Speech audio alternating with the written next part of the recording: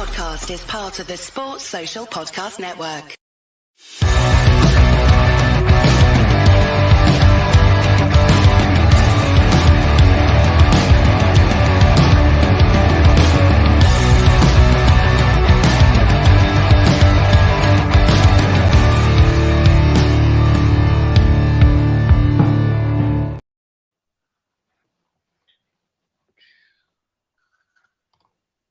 Hello, guys, and welcome to a new show. It's the women's show. I did one a few weeks ago after the United Arsenal game. Did mostly that game as well as the other games. But today, there's only one game worth talking about, and that is obviously the Manchester derby. I've got a new friend with me. Nice to meet you, Adam. How you doing? Fine, thanks. Nice to meet you as well. Yeah. So what did you think of the game? Well, where to start? With the first, say, 20 minutes, I was definitely on, say, edge of my seat like this.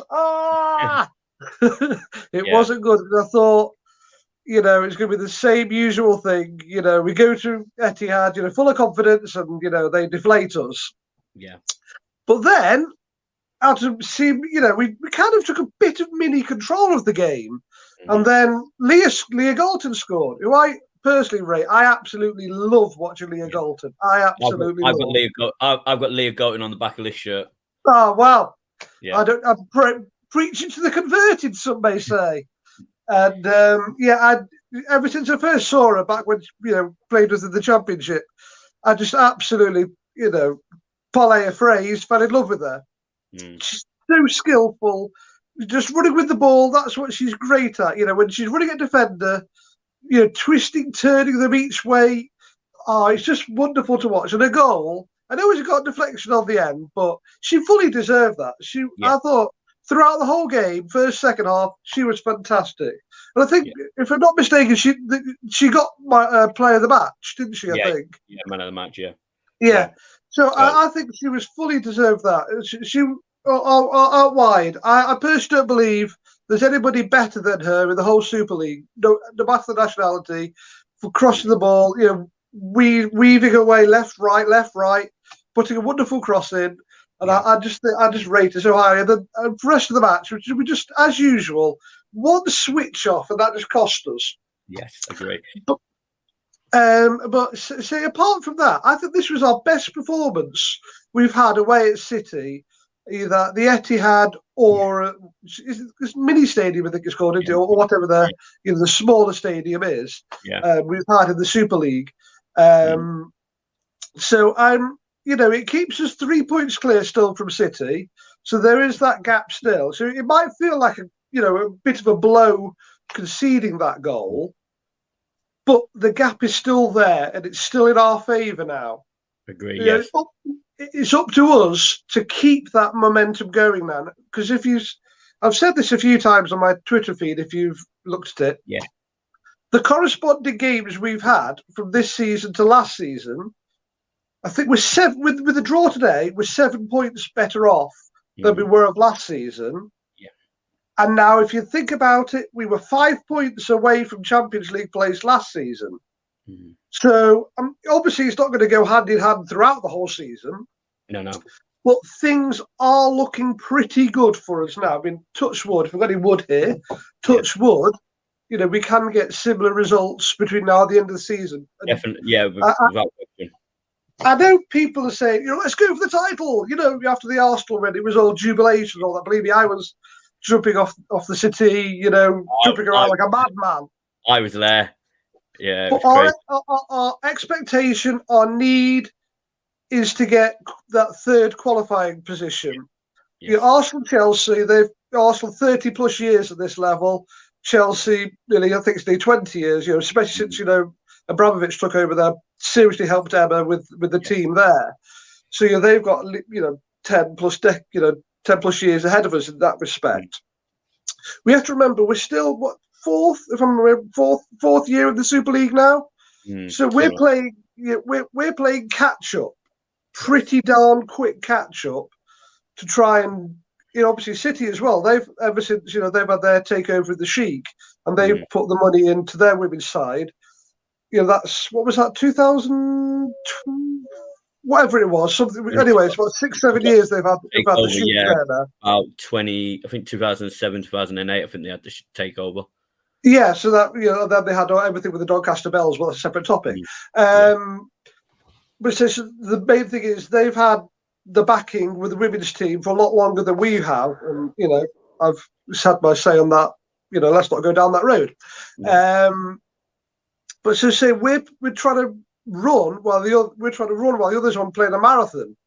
So what we're doing now is quite amazing. It's quite quite great. We need that third place. That third place should be what we're aiming for. Anything else, second, first, is a complete bonus, and we'll take that. Hallelujah, we'll take that. Yeah. Oh, sorry. So you want to say something? I don't want to clog up your show with all my words. I was just going to say. I can get on a rant when I get going. I can get on a rant. I am the same. Don't worry, Adam. No, I was just going to say. Before the game, I would have been happy with a point because obviously we don't get many points against City, and obviously today we hadn't even scored away against City. And I think I'm not sure if it was before or after the Arsenal game, I saw a stat like we played 15 times against Arsenal, City, Chelsea, and only won once or twice. Obviously, the twice was the Arsenal game 2 weeks ago. Was it 2 weeks ago?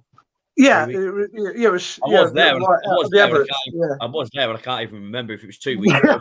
Fair play to you, yeah. But yeah, so like you said, the first 20 minutes, it reminded me so much of the Chelsea game. We allowed City to play like we did Chelsea, and I thought, here we go again. And then we took over, and Leah Golden today was absolutely fantastic. She bossed the wing, bossed the midfield. And we were so unlucky not to score late on when she crossed the ball in, and Martha Thomas Martha Thomas with the head off. And I said it to myself because I'm alone. Well, I did say it out loud, and I was like, I don't think I've ever seen a United left winger, men or women, do a cross like that probably since Ryan Giggs left. I know over the years we haven't really had that decent left-footed player. Because I'm not just going to say this because I don't know, perhaps I'm slightly a bit older, but I don't know what your age is, but I won't put any aspirations on that. But say the only one I can think of is Lee Sharp. He was one of my absolute favourites as a child. Yes, he was fantastic at crossing the ball. He was Lee Sharp, but that's kind of who Leah Galton reminds me of in a way, because he was famous for his sharpy shuffle at the corner flags when he scored and all that. But I thought his crossing ability was, second to none in the league when he was playing. He was just unlucky at the time we had Kanchelskis and Giggs playing at the two. He's kind of like behind them. Yes. And so that's who kind of that's what from my childhood growing up. That's who Galton reminds me of a lot. I was born in '87, so I grew up watching the likes of Sharp, Kanchelskis. Yeah, so we're kind of similar there. 84 here. Yeah. I mean, it was a good year to watch him. But yeah, I thought Lee Golden played well today. I thought Ellie Toon was okay at some points, but I thought, I don't know, didn't do it that much for me. Russo, I think, was just unlucky. She just wasn't getting the service as much. And Nikita Paris, I think, did decent before she went off. She was causing her a bit of trouble with her speed. But it was just some of the sloppy passes for me. And some people can maybe blame Turner for the goal, but I think you're never going to go a full match without making, one error as a defender. Yeah. It's just you hope that one error is not going to lead to a goal. And in this case, as we had against Chelsea, it did. Yeah. So it's just frustrating because apart from that, I thought our defence was pretty solid. After the first 20 minutes. Yeah. There was that Buddy Shaw header, which I thought, that's going to be it. I know, and it's annoying because that's my second name. Sure. So she's not a relative, and neither is Luke Shaw. Somebody last night tried to say that I was Luke Shaw's dad. Sorry, I was Luke Shaw's son, and I was like, sure. I was like, well, that's where you Nothing want. works out mathematically. Yeah, I'm older than him, so yeah. No, mathematics and physics don't allow it. Exactly. So, yeah, I was really happy with getting the point. Obviously, slightly disappointed that we didn't hang on for the win. Before the game, I was happy. I was happy with the point. It's another step going forward. We need to start taking points off Arsenal, Chelsea, and City consistently, and we've got away, we've got the point. So, and we are 3 points clear of City. Obviously, I think Reading and Villa will probably roll over tonight and probably concede about 4, 5, 6 goals each. So that'll put us, I think, 6 points behind Arsenal and Chelsea. But it's all to play for. I mean, I know we're praying. Last week we weren't, but this week we are praying for another Rachel Daly special show. Exactly. Yeah. That's the only thing we got for Villa is Rachel Daly. But although Kenzie Darley, I like Kenzie Darley as well. Yeah, I mean they beat us in the cup. Granted, yeah, a bit of a makeshift team, but yeah, squad team. Yeah, they still played well that game. But you never know; they might spring a surprise, and it could be an early. So that's I can't see Reading. I know Reading. It's quite ironic. I saw a post. I think it was yesterday or something. Like, exactly a year ago, on December the 11th, 2021, Reading beat Chelsea 1-0. So had lightning strike twice again. There we go. You never know. So, I doubt it, but it might strike. The state might strike fear into Chelsea. You never know. Yeah. I mean, it might motivate them even further. Exactly. Yeah. I mean, it's at the beginning of the season, I was just happy with, again, Champions League football top 3. Yeah, I'm gonna be honest. I ain't gonna lie. After the Arsenal game, I was like, could we win the title? I wasn't going, will we? But that was my first ladies' game at the Arsenal. Right, fair play. I live about 40 minutes away on the train, so it's so much cheaper than spending 80 quid to come up to Manchester. So you see, £39 I got for a season ticket. It's an absolute bargain, Yeah. So I saw how much it is for a season ticket. I said if I lived in Manchester, I'd get a season ticket and go every home game because travelling wouldn't be a problem. But 80, 90 quid I hadn't even been up to Old Trafford. It's all fair, but it's all relative. But I was going to go to Etihad today, but trains cancelled. Yeah, so that's that's a whole separate topic. But as I say, if you can get to the matches, I rate to anybody. It's fantastic. Leeds Sports Village, Old Trafford, whatever the games are played. I really can't say high enough how good it is to go to games there. Yeah, I mean, I'm gonna maybe try and go next year, as in 2023. Yeah, I'm sort of hoping that they put either the Liverpool game or City on at Old Trafford, because we were having this discussion on my Arsenal show. Obviously, this was obviously before Villa, but we played Villa at Old Trafford. I think we played Everton at Old Trafford. I think it was West Ham during COVID, where West Ham. Yeah. With Christian fans, Prescott. and I'm like, if they give us Chelsea, City, Liverpool, Arsenal at Old Trafford, we would probably get 50, 60,000 in my opinion. I don't know if we would get that many, but for me, this is a sticky topic for me because, especially because we had the Villa game on Trafford recently, and I thought, with the World Cup being on with the men, so there's no games going on. We could have and should have, as a club, done far more in terms of publicising the game and getting as many people out on as many different shows as possible to promote the game. Radio, TV, newspapers, press, online. Get De Gea talking about it. He's not doing anything at the minute. All the important big name men's players, and all like former legends, Brian Robson. Everybody who's what's the specific role of the club now? Was it executive or whatever they do during match days? Legends or legends role or whatever. Get them going on different TV shows, Gary Neville, whatever. I know he's out there, but promoting the match to say, go to Old Trafford. Get as many people to the game as possible. Yeah. I know we got 30-odd thousand at the time. Yeah, but it should have been so much more. And the tickets are so cheap. I think it was like 15 quid. I think I'm not even sure if it was that much. No, I think it was less than that. But anyway, it's depending where you sit and all that. But it should. This is just for me. I thought we should have done so much more, and especially. I'd say in terms of merchandise as well. When you went to the mega store, it was a women's game. Where was the merchandise? Where was the options to get, whatever? I don't know. Did you go to the United Villa game at Old Trafford? Did you not go? No. Okay. Well, I don't. I don't want to patronise you or whatever. No. Because this is just one of the topics I feel so passionately about. Stop me if you want me to stop me on a rant. No. I agree. I agree with what you're saying. They should do more for the women's game, and people are going.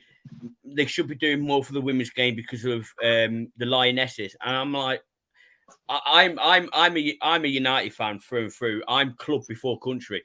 I cheered more for Leah Golton's goal today than I did Harry Kane's penalty yesterday because I didn't even care about England. I'm going to say it now. I wanted England to lose. I wanted England to lose. So saying push the women's game because of the Lionesses. No, don't push it just because the Lionesses won. Push it because it needs pushing. So don't worry because the Lionesses won the World Cup, Euros, which one of the two. We should be pushing it anyway. I mean, there's some brilliant women's talent. I mean, Katie Sellum, Leah Golton, Russo too. That's just United, and that's just 4. Mary Earps, obviously, and then you've got Frank Kirby. No, not Frank Kirby. Frank Kirby at Chelsea, yeah. And you've got the other one who got on the FIFA cover, and I can never the Australian. Sam Kerr. Yeah, that's it, Sam Kerr. I can never remember her name. Yeah. And then we've got like the Arsenal players, the one who got injured during the game. Beth Mead. You got the England captain Leah Williamson. There's so many decent women footballers out there, and I'm going to be honest. There's a few I can't think of, like the Aston Villa one and the West Ham one, but I'm not even sure. I'm not sure if she left West Ham. And then obviously you've got the City players. But the standard is just rising and rising year on year, and I just find it absolutely fascinating because I before United set up a women's team, and not to go down that whole rabbit hole again with the Glazers stopping in 2005. Because, I was obviously neutral before that, and I watched the women's game. It was the standard now from then to now is get the picture is sky high. The difference, and it's absolutely fantastic. It's fantastic. Some of the goals you see, some of the team play, interchange. I mean, even just personally, some of the defending that you see these days is fantastic. Yes. And for a long time. The goalkeeping situation of the women's was mocked and put down and laughed at, But now you see like Mary Earps, fantastic saves. I mean, even Roebuck today made a fantastic save. So the standard across the board from goalkeepers has risen because they're now getting goalkeeping coaching. It's amazing what happens when you actually decide to coach players instead of let them just, fly by the wayside doing nothing. Exactly. It is crazy how it's taken so long. I mean, I'm going way back now. I'm trying Kelly White. Kelly Smith. Kelly Smith. Faye White was the defensive centre back. Yeah, from like the noughties. I remember. I'll be honest, I didn't really watch it much back then because I'm a United fan. I don't. If United had a team, I would have. But yeah, Kelly Smith is a name synonymous with this game, and it's crazy how she was playing in the noughties, and it's only now really where women's football actually being shown live on TV more or less every week, playing in the main stadiums. And I'm like, she was a catalyst for women's football. She was fantastic. That whole Arsenal team, that one, especially in 2007 when they won the quadruple. including the Champions League. The only Arsenal team to win the Champions League, which I still don't think they publicised that enough, but that's another topic anyway. That whole Arsenal team you had then was fantastic. Like Alex Scott now there, Rachel Yankee from Faye White, Kelly Smith. The whole Arsenal team, the whole setup there was phenomenal. And it shows, even to this day now, if you actually put in the finance and put in the backing and push the women's team, they will be successful. They will be an end result. Yeah. And the standards have risen continuously. The more that clubs invest in women's football, the more that they do well. And, the standards across the board rise. You see it at City now, when it's a Sheik. You see it with us now, since we actually decided to get off our back behinds and actually do something with it. It's just fascinating for me, just as a general women's fan, to actually watch the game grow right across the board. And yet there's still so much more that can be done, even with us. I mean, one of the, for me, talking to fans earlier, one of the great things for me that needs to still be improved with us as a club is accessibility, especially to Leeds Sports Village. Because basically, if you don't drive, you've got no hope of getting to Leeds Sports Village. Yeah, that's the downside. We need to put the coat. I mean, we've just got rid of Ronaldo. Yeah, how much was he on?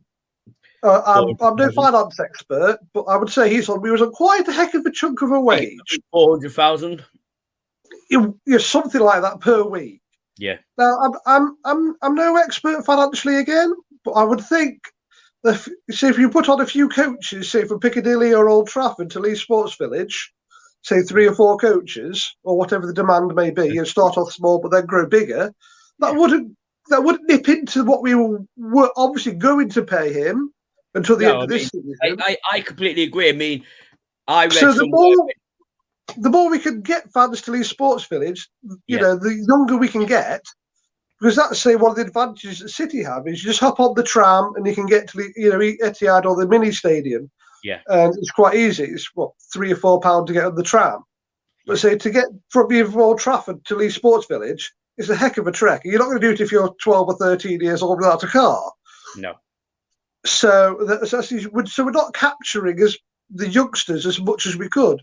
At the minute, it's the parents taking the youngsters. Whereas, say, if you want to, if you're a youngster, you just want to go to a match with City, you can just get the tram. As I said, just off you go to the match. Yeah, I agree. So with us, it's a lot harder to do with Leeds Sports. I love Leeds Sports Village as a ground. It's a great ground.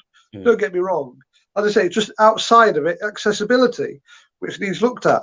So I'm going on another rant there. Shoot me again and go for another rant.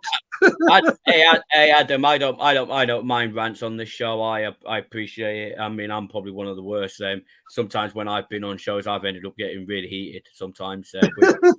Believe me, once I go off on one, I start going off on one. yeah. But I mean, what did you think of the penalty in the last minute? Did you think it was a penalty, or do you think? Sorry, my man. Today. Yeah. When the ball came in, and I've forgotten the woman's name who got fouled. Let me just have a go back a minute. We've got the match on the corner here. Let me have a back a minute. I mean, I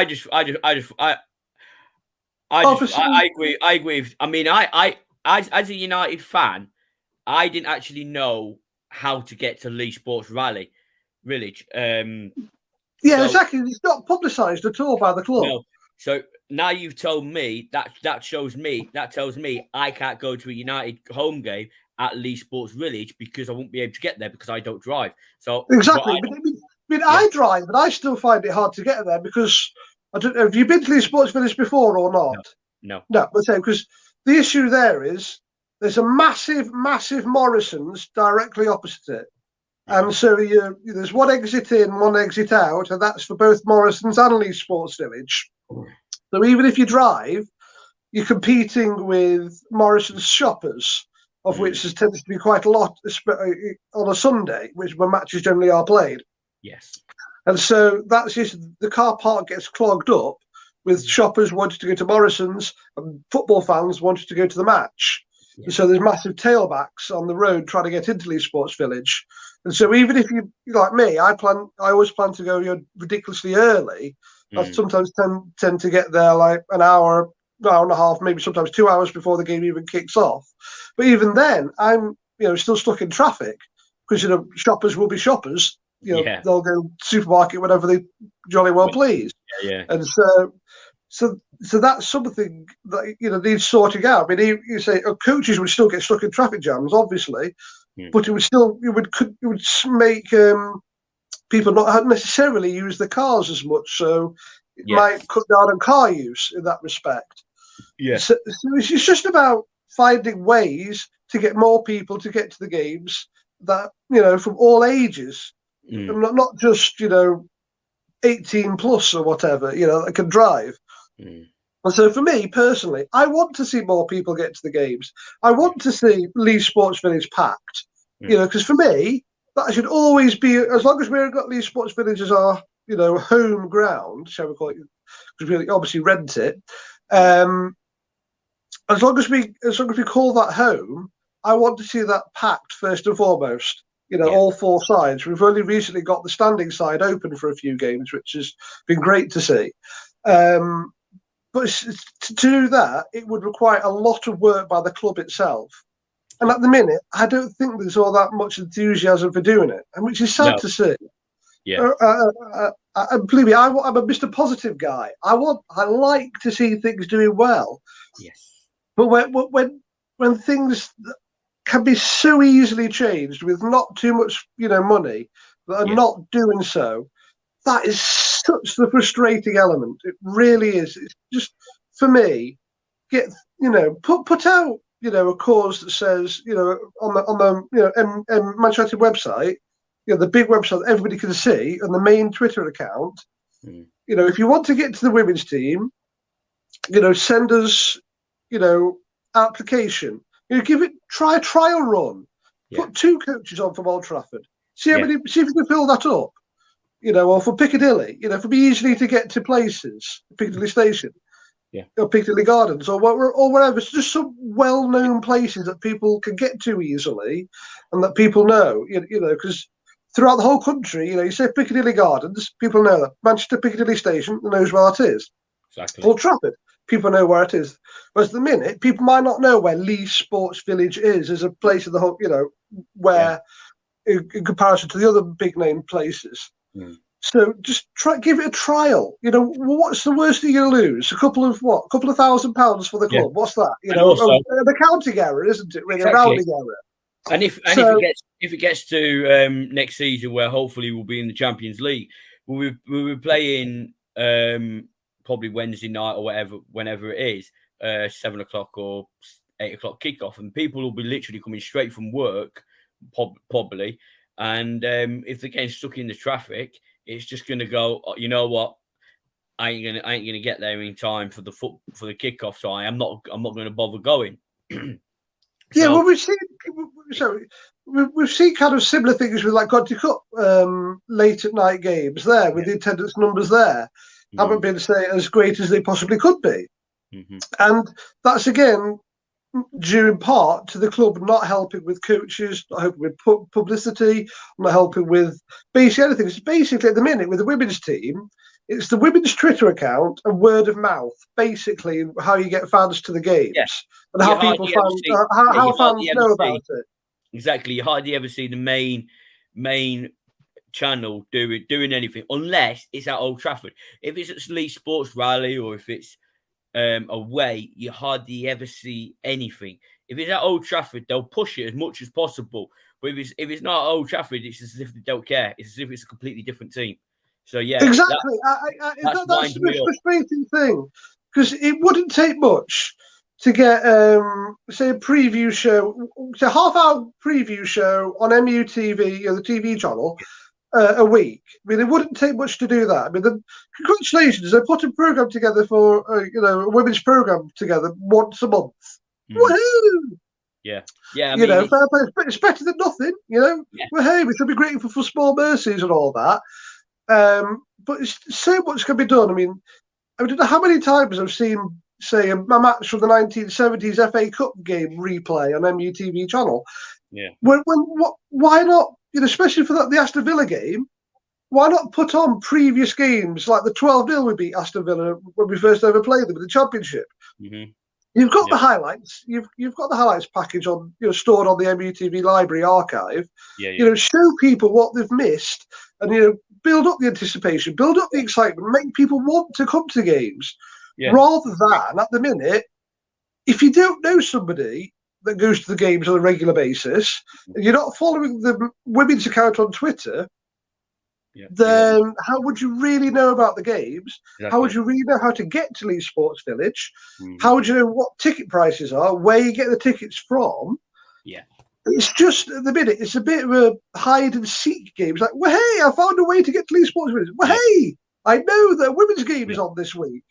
It's just, for me, it's just so disappointing. Yeah, I agree. Another thing that winds me up, and it's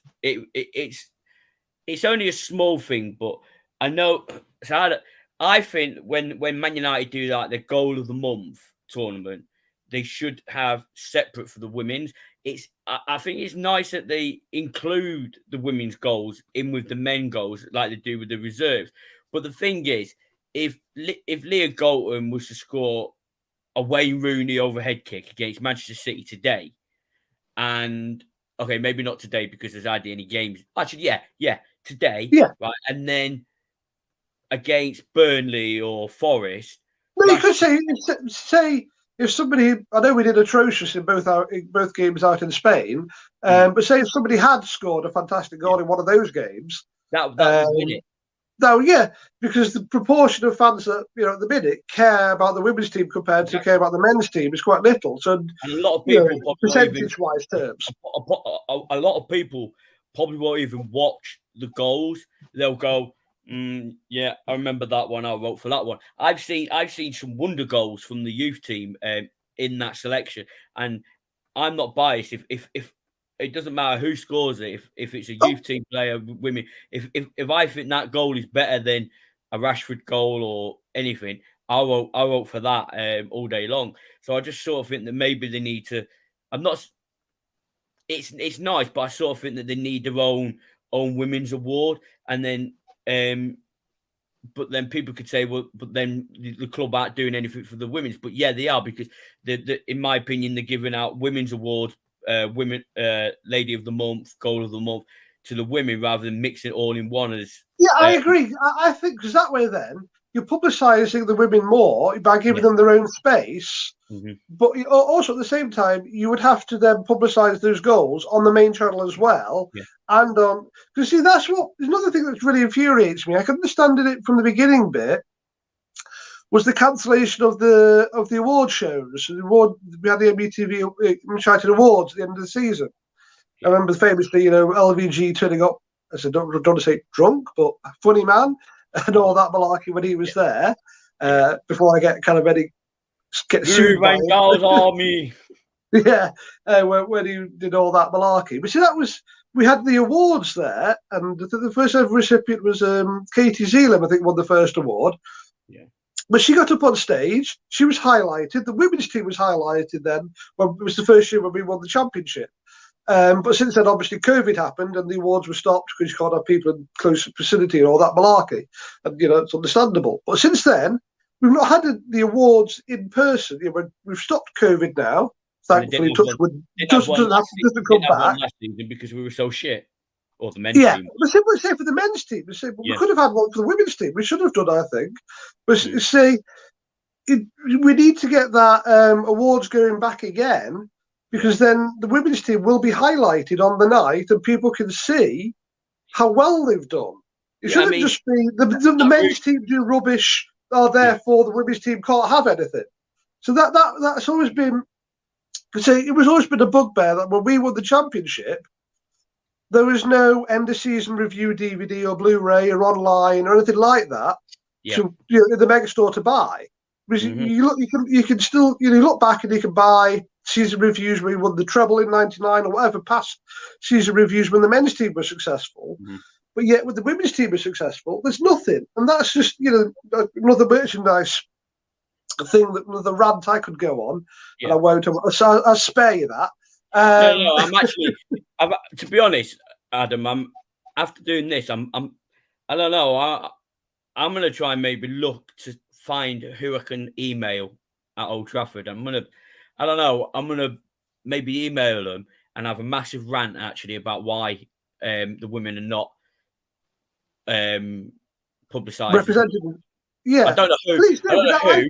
I've tried. I mean, I've emailed John Bertigo for the top whatever he is, and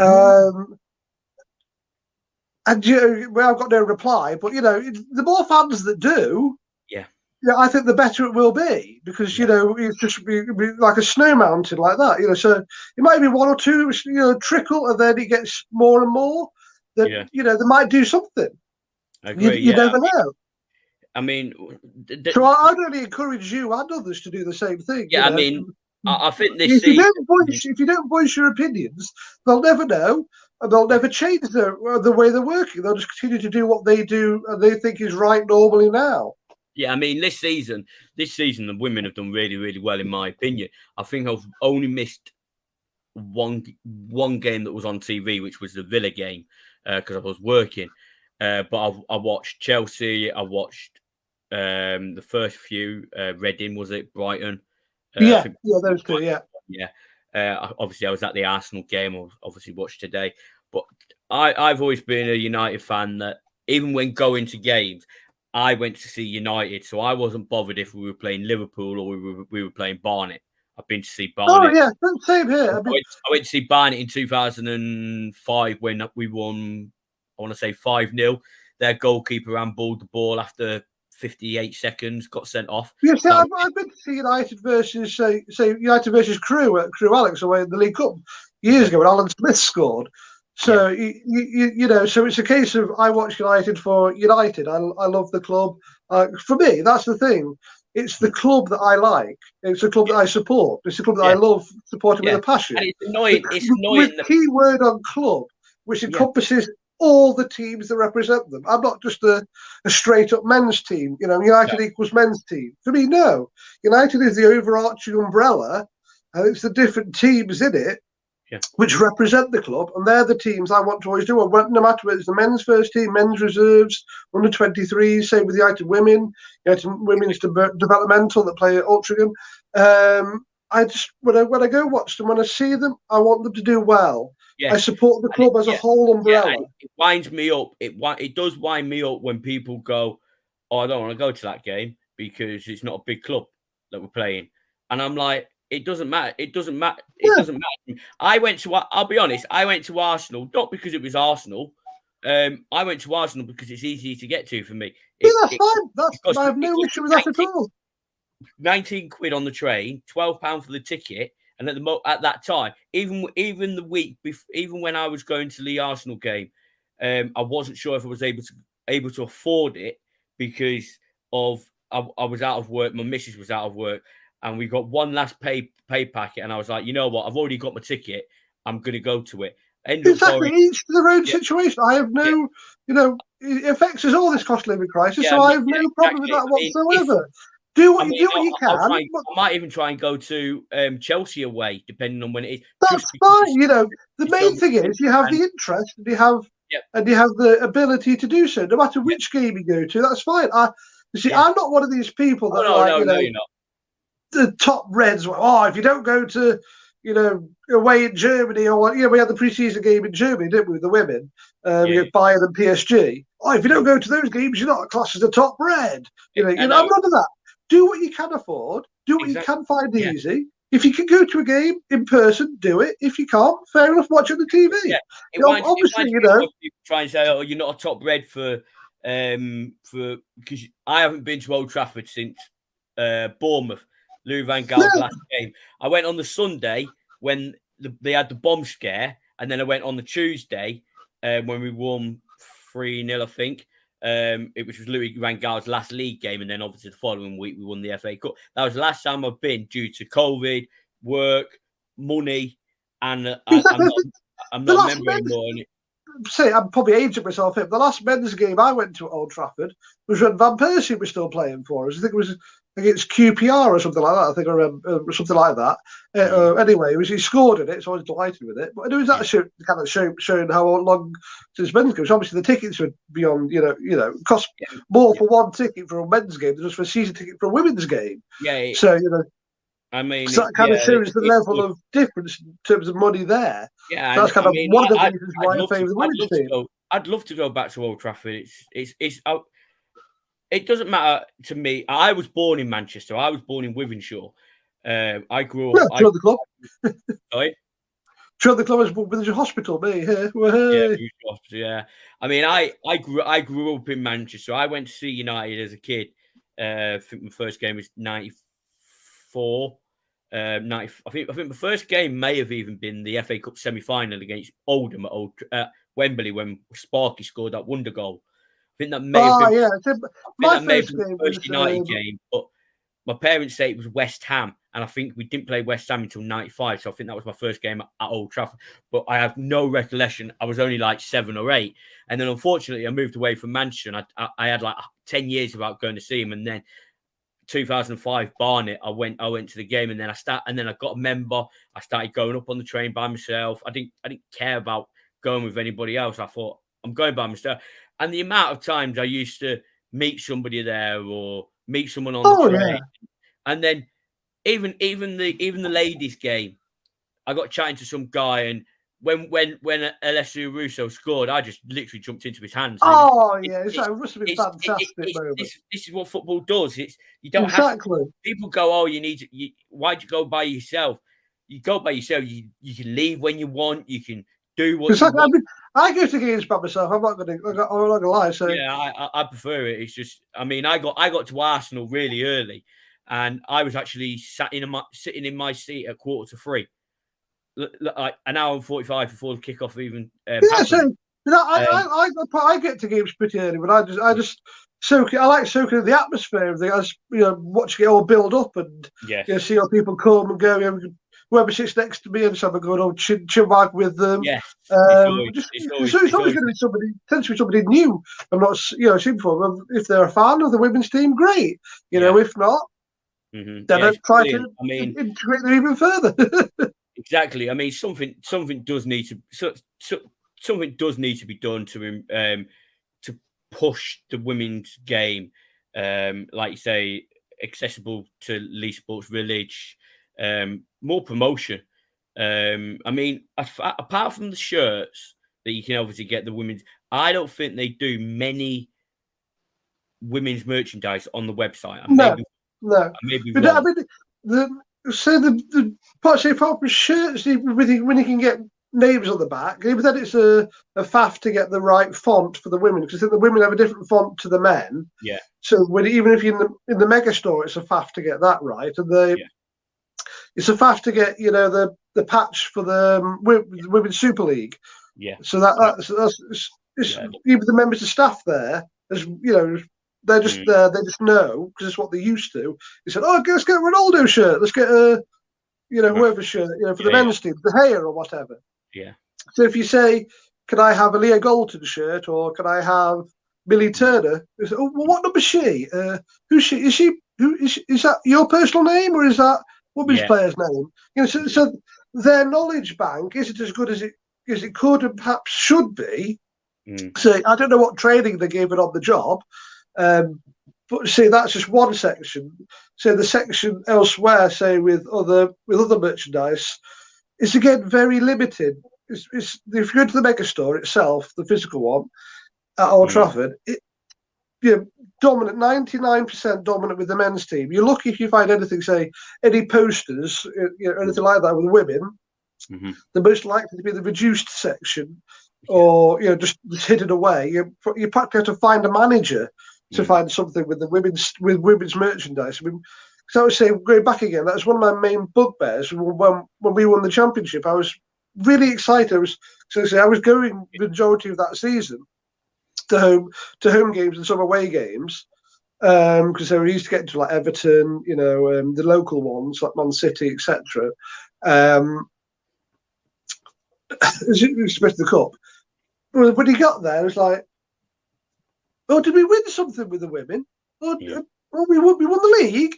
Oh, nobody, you wouldn't have known it. No, because there was nothing there to suggest that we had won the league. Yeah, and perhaps this, not ready yet for an open top bus parade by themselves. But there was no recognition of that. There was no, praise in the on the club channels. Hardly anything like that. Perhaps there was the odd tweet at the time. Yeah. But say if United won the league next season under Erik ten Hag, what would happen there? Would there be season reviews? Would there be an open top bus parade? Yeah. Could you get champions 2022, 23 or 23, 24 or whatever? T-shirts, etc. They'd make a jolly big deal out of it. Exactly. But now with the women, there's just hardly anything to buy with the women, and that's just so frustrating because I would love an individual merchandise section. I probably make myself go bloody bankrupt buying all lots of different stuff. Yeah, I agree. That's just another one of my, No, I mean, I'm completely for it. I mean, I just, I really think that it needs to be pushed. By the way, did you get to see the penalty? Yeah, sorry, I did. I don't think it was a pen. Being honest, I don't think it was a pen. I would have took it, but obviously I would have took it, but at the same time, it's away at the Etihad, so yeah. But, by the way, what did you think of the female commentator? I thought she was complete biased. I thought she was all for City. I don't know. I don't think it was the female. Oh no, today you mean? Yeah.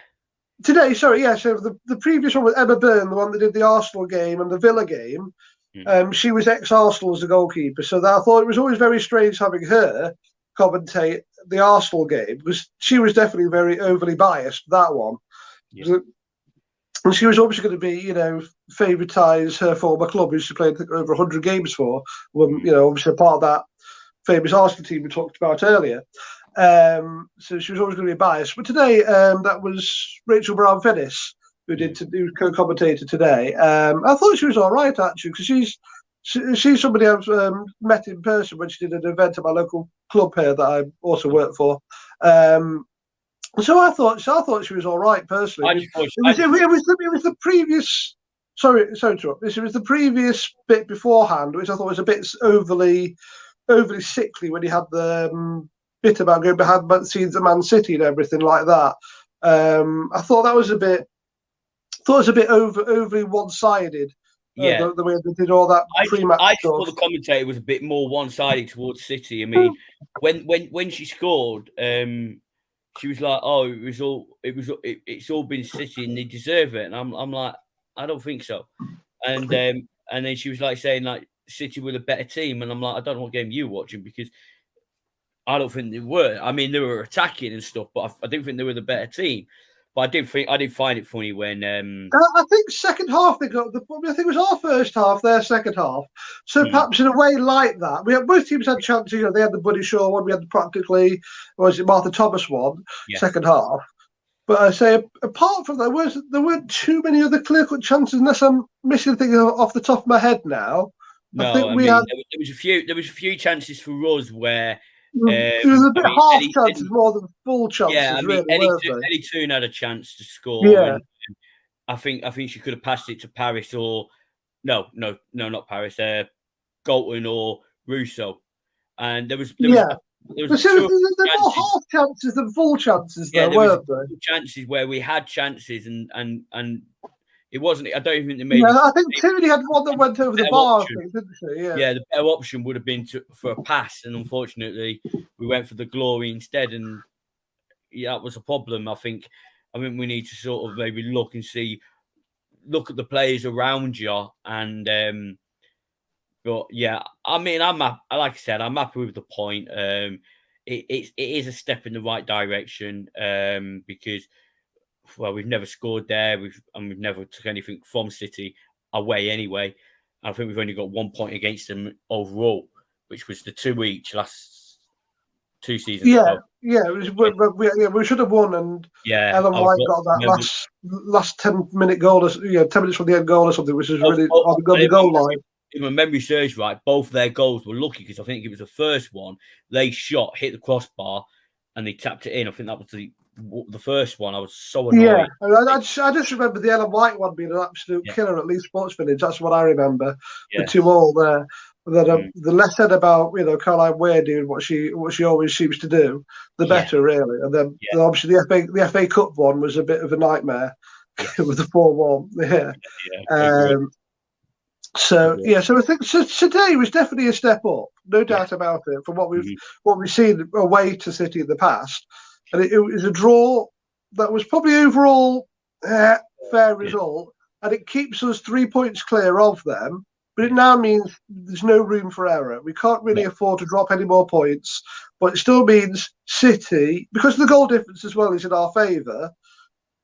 City are now, even if they beat us at Old Trafford, it's not likely, touch wood, hopefully not, to be a big defeat for us.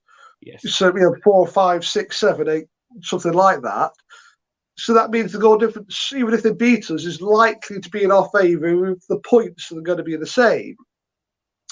Now, obviously, that depends on the results against Chelsea, Arsenal, most likely. Yeah. And same for them as well, because they've already lost to Chelsea like us. So that does keep us a bit of a gap in our favour. It does rely on means they're relying on results elsewhere to help them. Yeah. But it's so slender, the margin. I say it's so slender. We have to make sure now we win the games that we should be winning. The teams below us. I mean, looking we at can't afford any slip-ups now. No. I mean, looking at the next fixtures, I'm expecting 18 points from 18 because we've got Sheffield United. Oh, no, that's League Cup. That's League Cup. You just play anything in that game. So 15 from 15. We've got Liverpool at home, Reading away, Everton at home, Spurs away, Leicester at home. So from those 5, it's that Spurs game. I think it's still at White Hart Lane, isn't it? That was where it was supposed to be originally. Liverpool was called off because of the Queen's death. I might try and get a ticket to that. Yeah, so that's the one that probably that and the Reading one, because they always seem to put up a good performance against us at their place. But those are the two that I'm a bit iffy about. Those are the type of games where we could drop points if we're not careful. And I know Spurs always seem to drop out against Arsenal. They always seem to lose to Arsenal and Chelsea. But they always seem to do something against us, big up against us. And so this is the season where we need to lay down a marker and prove that we have the depth. Obviously, we need some more fullback areas, but especially up front in the midfield, we need to show that this is the season that we can and will not drop points against teams that we shouldn't. Yeah, because we were top of the table at Christmas last year, if my memory serves me right. Yeah, and then we had the dire injuries to Millie Turner with a neck, and Alfie Mannion with what I think was a knee or whatever it was. Yeah, it's still keeping her out now. Yeah, and so when you lose your two main centre backs, our form went goodbye. Yeah, because obviously we had Katie Zeeland playing centre back. Yeah, and she's not a centre back as good as she is. Yeah, and so but at least this season we've got the depth now. If touchwood we don't happen. We have some more injuries at centre back. We got Tukanara to come in, and we got hopefully Mannion to come back as well, who's now in training again, which is good to see. So we've got the depth there, and so hopefully this is the season that we can actually see, some progress and some kind of end product to where we've been building up, and that's what I really, really want to see. Yeah, I mean we don't have a game now in the league for 4 weeks, so hopefully. Players won't eat too much turkey, and all the injured players can come back. But I mean, and then after obviously that, we've got the Chelsea game away. So it's kind of it's the mini league that we need to do better in, the mid league, the top 4 mini league. Yeah, because that could be what separates us and what stops us getting top 3. Mm-hmm. Because that's what I was saying. If we can go to Chelsea and get a point. Then that would be great. And then we've got West Ham at home, Brighton away, Arsenal at home. And I'm not going to get too confident because obviously we've beaten my Arsenal, but it's there for the taking. And yeah, then the main thing is it's in our hands. yes. That's the key thing now. If we'd have lost today, I don't think it would have been in our hands personally. I know the goal difference would, if it was 2-1 or something, they scored with the Buddy Shaw header. Just hypothetically say we'd lost 2-1, it would still have been in our hands. It would have been in our hands technically with the goal difference, but the momentum would have been on their side. Yes. They would have won. Would that have been 7, 8 wins in a row for them or whatever if they'd beaten us? Yeah, 6. Yeah, another streak that we've stopped. We stopped. Yeah, Arsenal. Exactly. We stopped Arsenal. Yeah. With the draw today, it's very much in our hands. That's what we needed to come out of today with third place. And that still for me is what we're playing for. Anything else, again, as I said, is a complete and utter bonus above third place. I mean, as it stands at the moment, Chelsea, us and Chelsea have played the same amount of games. Chelsea are 2 points clear. Arsenal have got a game in hand, which obviously they're playing later, and then they're 1 point behind. So we still have a game in hand on Chelsea as well. Which is the Spurs away game. Yes. Because the Queen's home death. Game. Home game, weren't it? No, it was Spurs away that was called off because of the Queen's death, and then Arsenal played. Well, Chelsea played their game, and we didn't. So it was the Spurs away game that was called off. I thought it was at home because I remember seeing it was going to be at Old Trafford, unless it was going to be at Tottenham Hotspur Stadium. No, it was going to be at the White Hart Lane. It was supposed to be on Sky. Yes, big build up, big promotion. This welcome to the new Super League season at White Hart Lane. Spurs versus United, and then the Queen died, and then it was called off. Yeah. So that was our game in hand because I think you remember it was too late to call off Chelsea's because they had already sorted things out and stuff like that. So that was why it happened. Yeah, but no, I mean, maybe we rely on Arsenal, City, Chelsea when they play each other to draw rather than either of them winning, and then it could go into our favour because we don't really want any of them three taking points off the other team apart from a point. So maybe a point, and then maybe we could sneak a couple of wins. Ideally, we'd want the top 3 to be a top 3 race rather than a top 4 battling for 3. Whereas if we could get, say, a 4 or 5 point gap between ourselves and City, say if they draw a couple to Arsenal and draw to Chelsea, or we pick up a win somewhere again, say we beat City at home, then it's the top 3 that we can kind of concentrate on ourselves a lot more, and push the other teams that that have that gap, and then we can perhaps think of the bonus positions of second, or I won't say first just yet, but think of a bonus position of second. But as I say, for me, it is still third place, which is the key result.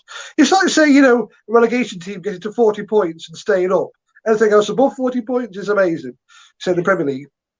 For us, it should be third place is what we want to get. Anything else above that, fantastic. I'll jump for joy. But for me, I just want that third place and qualifying round for the Champions League. I would be absolutely out of this world delighted with that, because I just want to see us in the Champions League. It would be amazing. That's just me anyway. Yeah, I mean, I'm looking at City's City's fixtures at the moment. They play Chelsea at home on the 26th of March, and then the next game is away to Arsenal. So I mean, those are 2 crucial games there. Yeah, in a row, and a week break. You've also got to think about we in terms of Chelsea, Arsenal, and City as well. Yeah, they'll have fixture backlog and fixture pile-ups that we won't.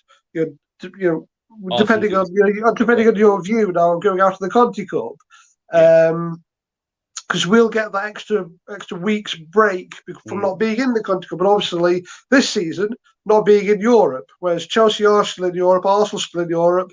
Both of those 2 teams now come in the quarterfinals of the Conti Cup as well, so they'll have a fixture pile-up. City still in the Conti Cup as well. So fixture pile up and rotation will need extra needs for them. Whereas with us now, we've got the league and FA Cup, whatever when that kicks in, and the draw happens for that. Are we still in with... I think it's tomorrow. So that's all we've got now, is those two competitions. And so we can take advantage of that by our players being, rested, fresher, and, having more game plans. So that's the thing with us. We can have a first 11, as we've seen today, and in previous matches, that can ready to go, and will hopefully, touch wood again, tire out as much as the others, and they'll need to rotate more towards the end of the season because they'll play more games. And also, we won't have that. Exactly, and with Arsenal, how bad is Beth Mead? Yeah, I was going to say Beth Mead. I was thinking it wasn't. Yeah, how bad are they going to do without Beth Mead? I'm not really sure what the fixtures results have been like since the United. I saw they got a point against Leon. I'm not sure how they got it in the league, but I mean that could obviously make them falter a little bit. So it could even. I predicted after the Arsenal game that I think I said that United were going to win the league. I think. And then I think I said Chelsea second, and then I put City third because I think Beth Mead will be a huge loss for Arsenal. And I actually said that Arsenal were going to finish fourth. But the thing is with Arsenal, they always get 3 or 4 injuries per season. So a couple of years ago they had 9 injuries, something on the almost mid-season championship. That was when we won the championship. But they tend to get, sad for them, and the individuals. But they tend to get a few injuries per season. So it's a case of their managers tend to like small squads, and so I never see the reason for that when you're in multiple competitions. I can understand small squads if you're like us, only in 1 or 2 competitions. But say with Arsenal, it's a funny one because they're getting a few players back now, like Liam Williamson and Raphael, the centre backs.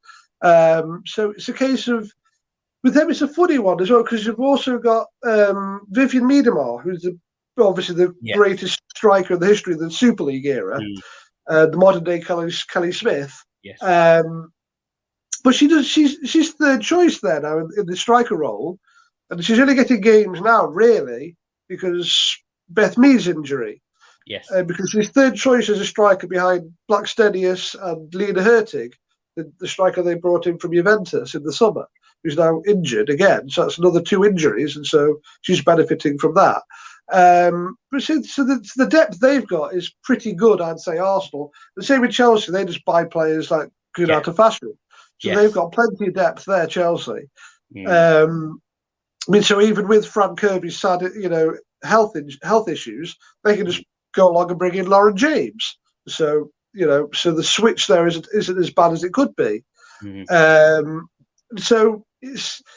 Again, I think it's just going to be a battle between us and City for 3rd and 4th place in the league. Those two, rightly, still have the depth, still have the experienced players, still have the knowledge and the know-how of how to be in the top 2 and finish in the top 2. For us, we're still young, we're still babyish, in terms of Super League positions and being at the top. That's part of the reason why we faltered last year, injuries and not having that knowledge. Because you have to have this know-how which built up from years of experience.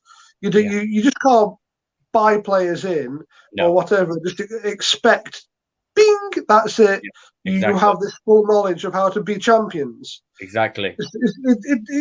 Say with the men's team, with City, it took them losing the title to win the title again under Pep. Agreed. And so with us, we've had that experience of losing out on 3rd place, and so hopefully that experience now will build us up to get 3rd place now this season.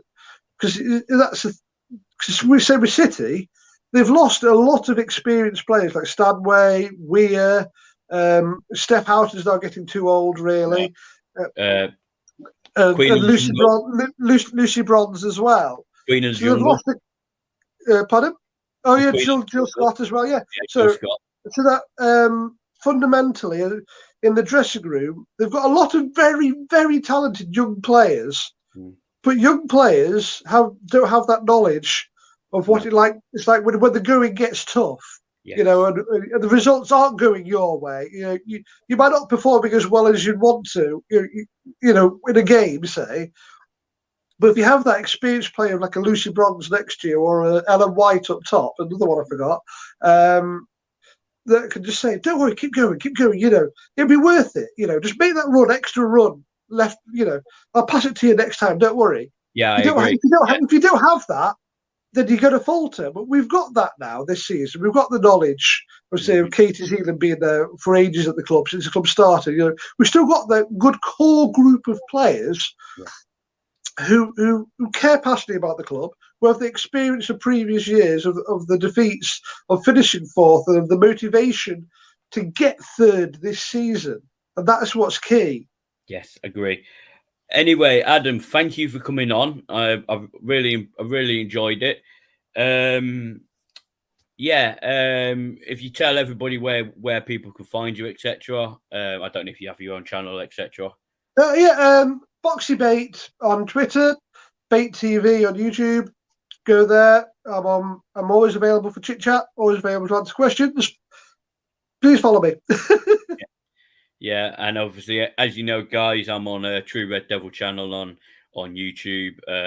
Hopefully, you're watching on this. I'm on Instagram at true_red_devil87, something like that. I always forget it. I'm on Twitter, but I don't really use it very much due to certain problems. But I'm coming back onto it now. But yeah, Adam, thank you for coming on, and it's been a pleasure, mate. Thank you very much for having me. No problem.